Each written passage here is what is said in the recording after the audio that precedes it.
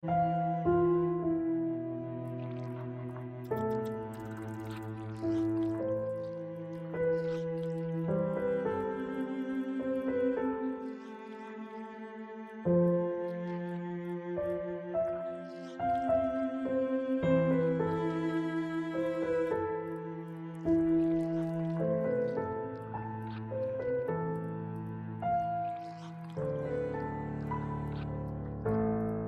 colony seems to have made significant progress. Perhaps it is time we began Phase 2 of the trial. Agreed. I will prepare the feeder colonies.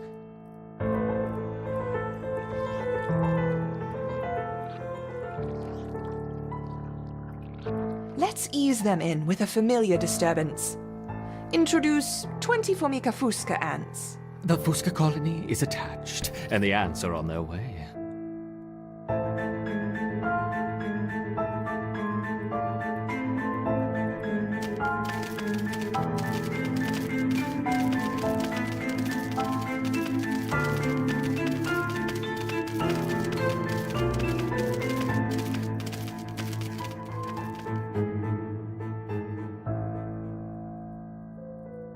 I see they haven't lost their potency. Now let's try the Formica rufa ants. The Rufa will be more aggressive. Our Ereptors will need to put up a strong defense. Adding 20 Rufa ants.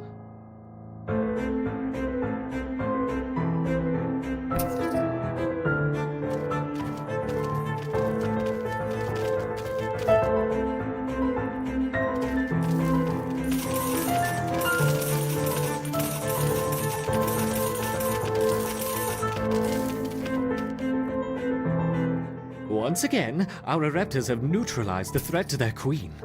Good. Continue the experiment as before, but don't push the colony too hard. Of course not. That would be irresponsible.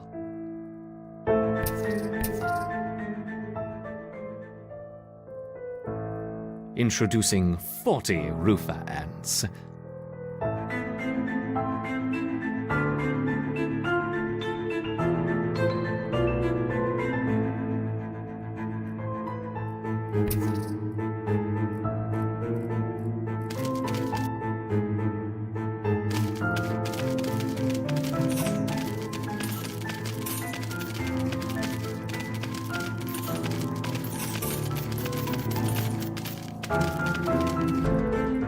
Excellent defense.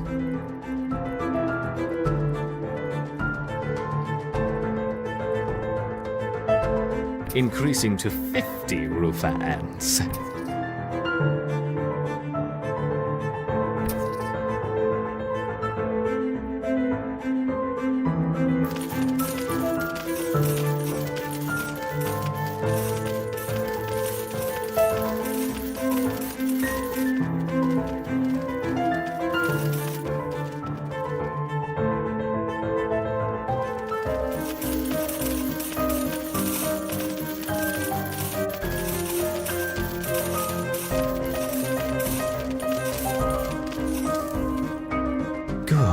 Good. Would it be unfair to help the colony out? Perhaps. But I'm feeling generous. Collect your seeds swiftly, my little ants. Now, let's see how they handle the Rufa and the Fusca invaders. We will start with 30 of each.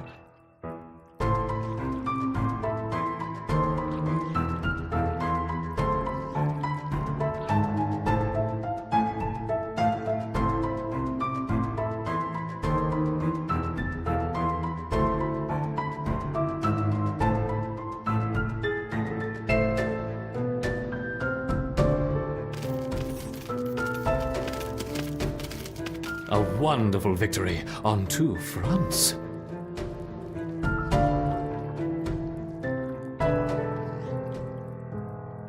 Perhaps we should try 3 colonies this time. Introducing 30 of each, Rufa, Fusca, and Ereptor ants.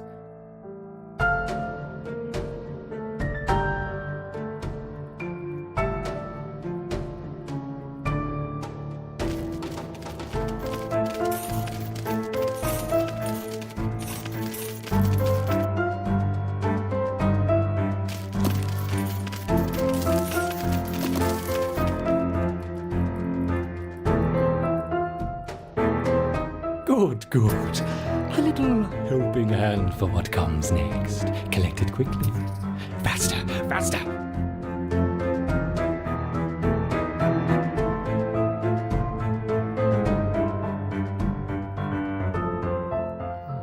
I wonder how long they will survive against a sustained flow from all 3 colonies. Let's see.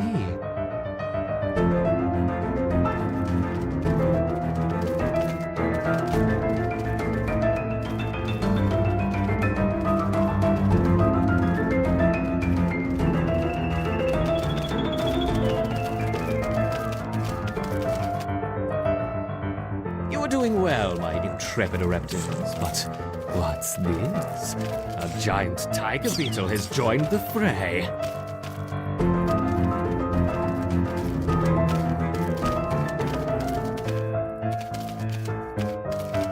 And another, and another. Oh no, 3 tiger beetles.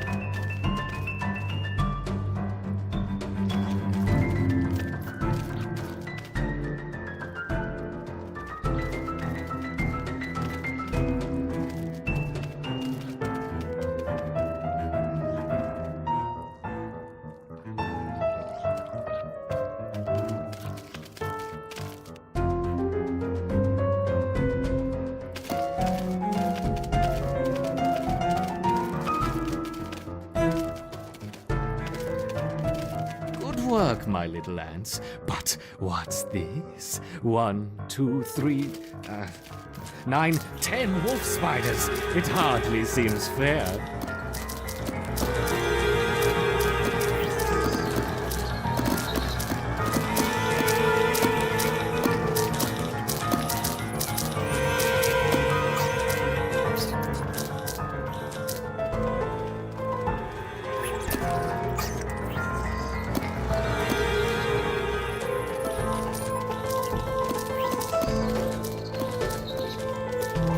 The queen is in danger. Perhaps I should stop the experiment.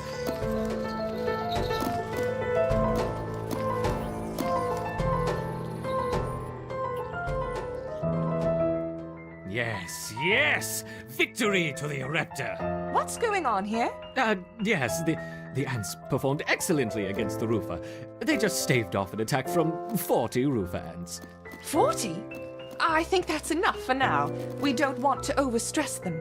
Agreed.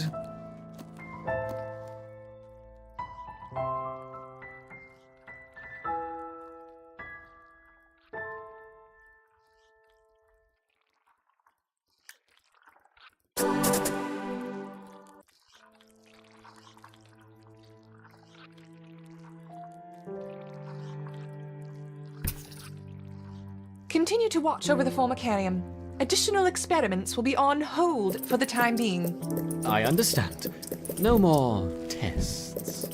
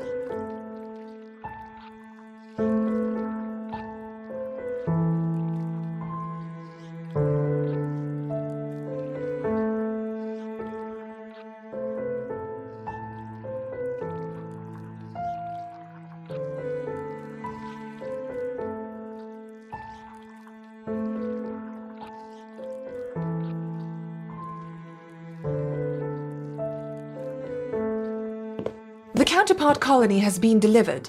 We need to commence preparation for the final experiment. After that, we can dispose of the specimens and close the project. You should begin transplanting our ereptors into the modular formicarium, and be careful with the queen. Yes, I know how to use a trowel.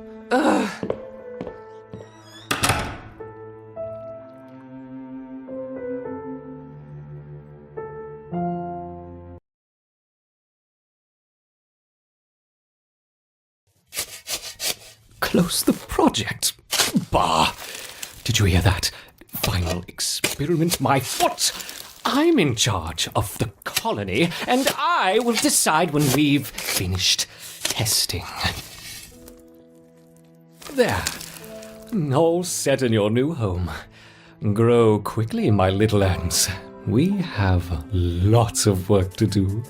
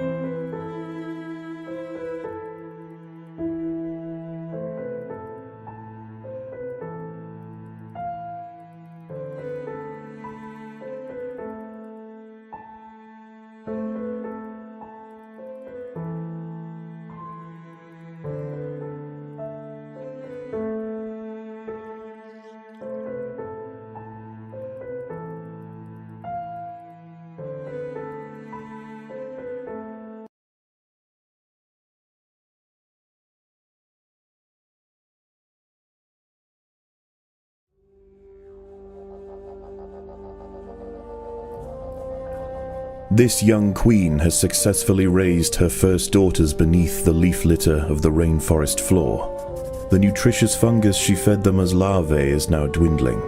If they don't find food quickly, they will all starve.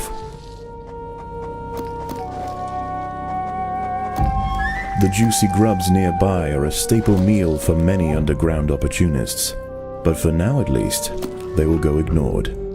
This budding Atacephalotis leaf-cutter colony has only one viable source of food, and it must be collected above ground.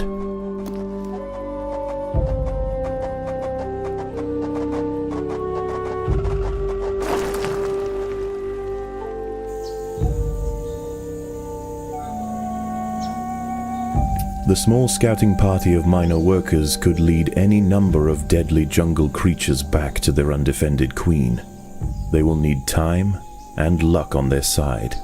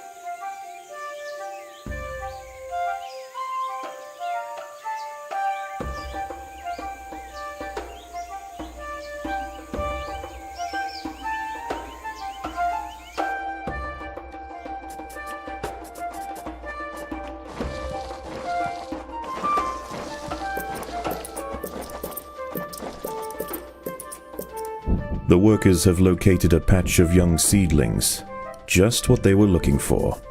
The leaves are soft enough to be sliced up with ease and carried back to the nest.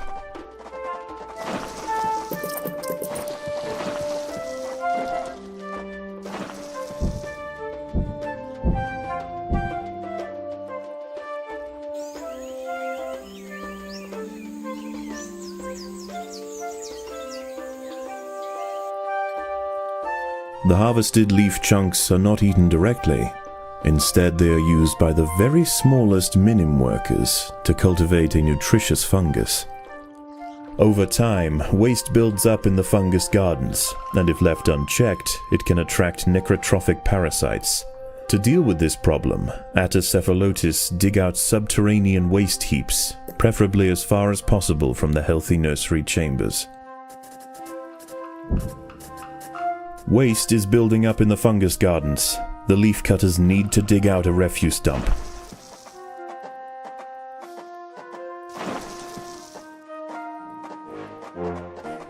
The ants' activities outside the nest have not gone unnoticed. They are being watched.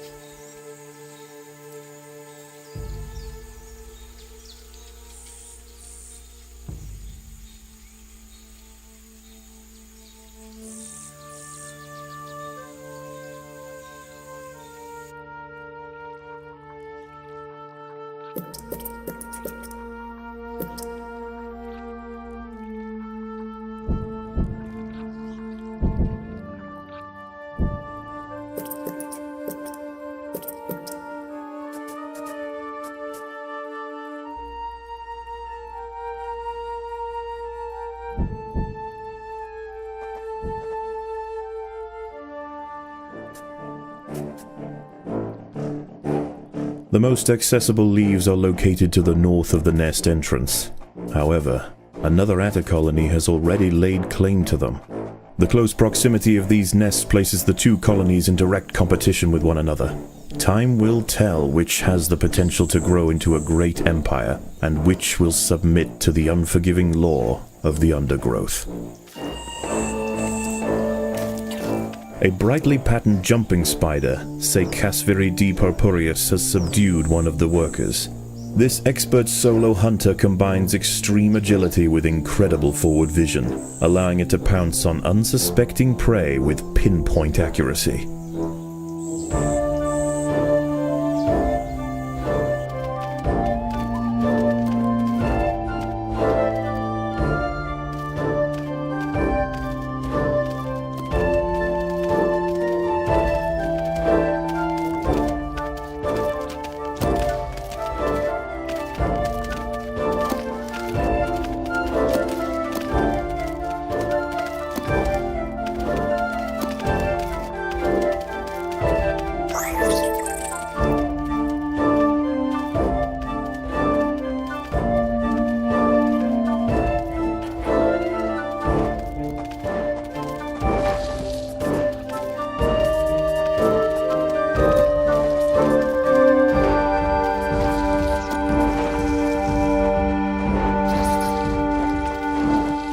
These rove beetle larvae are distant relatives of the European devil's coach horse. Despite a few million years of separation, they share the same carnivorous appetite, razor-sharp pincers, and most importantly, a fearsome final form.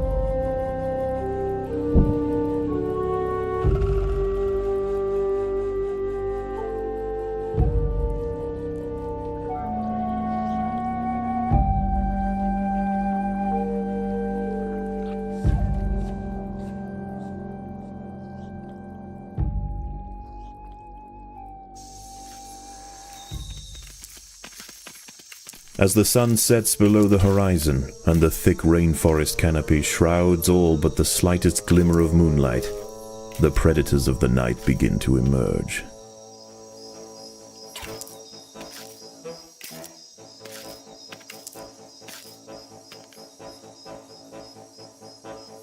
The colony is starving. There's not enough food to feed the new brood.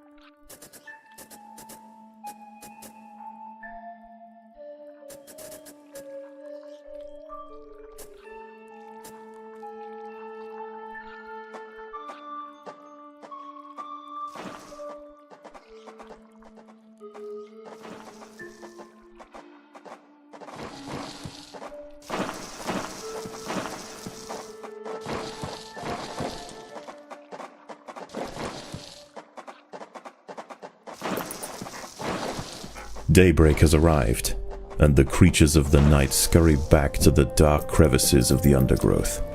For the ants, however, the objectives of the day remain unchanged. Locate vegetation, defend supply lines, and process leaves. There is no time for rest.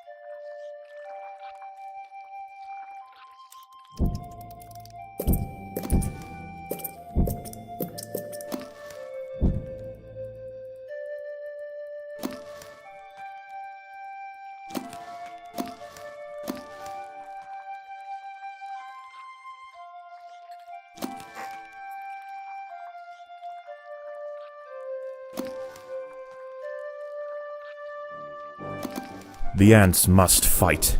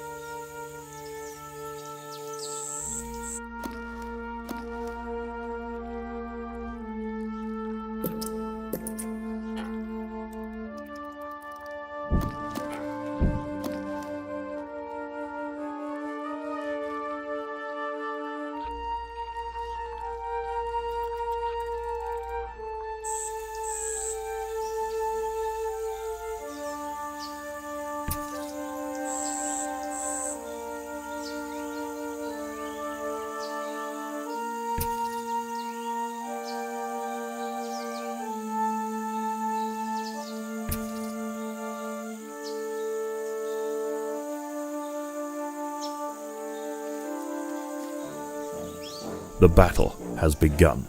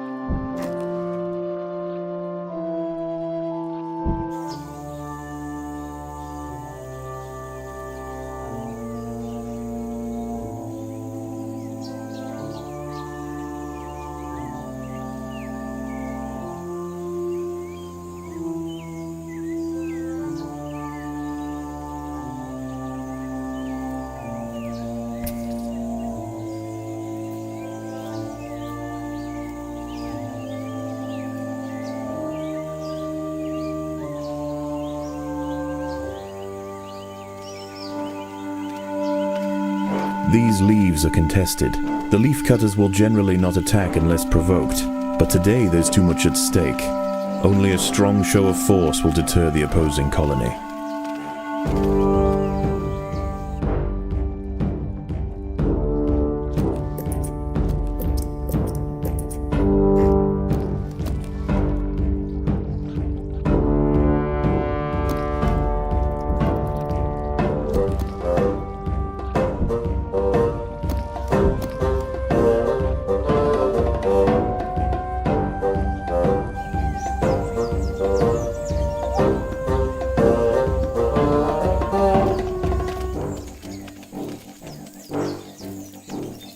Leafcutters aren't the only ants nearby. Whilst the two Atta colonies joust for territory, Odontomachus bowery trapjaws roam the clearing.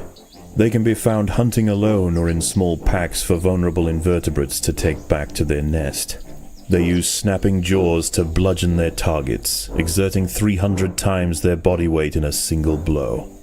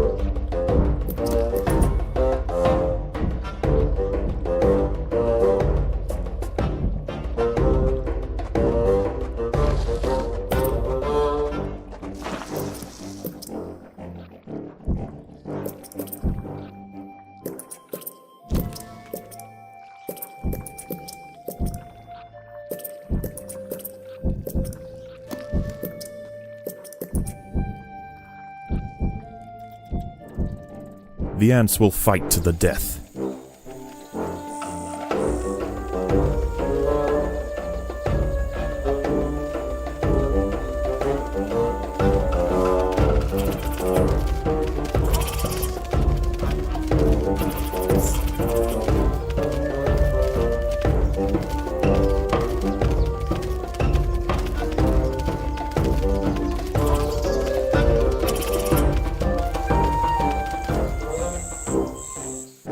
The leaf cutters have clashed to the northwest.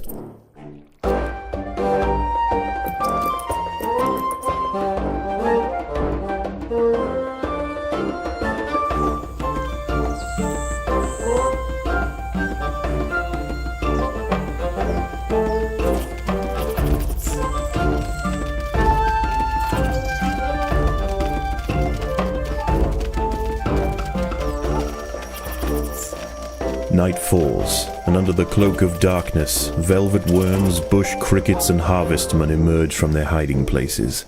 Any ant straying from the relative safety of the trail will likely meet with an unfortunate end.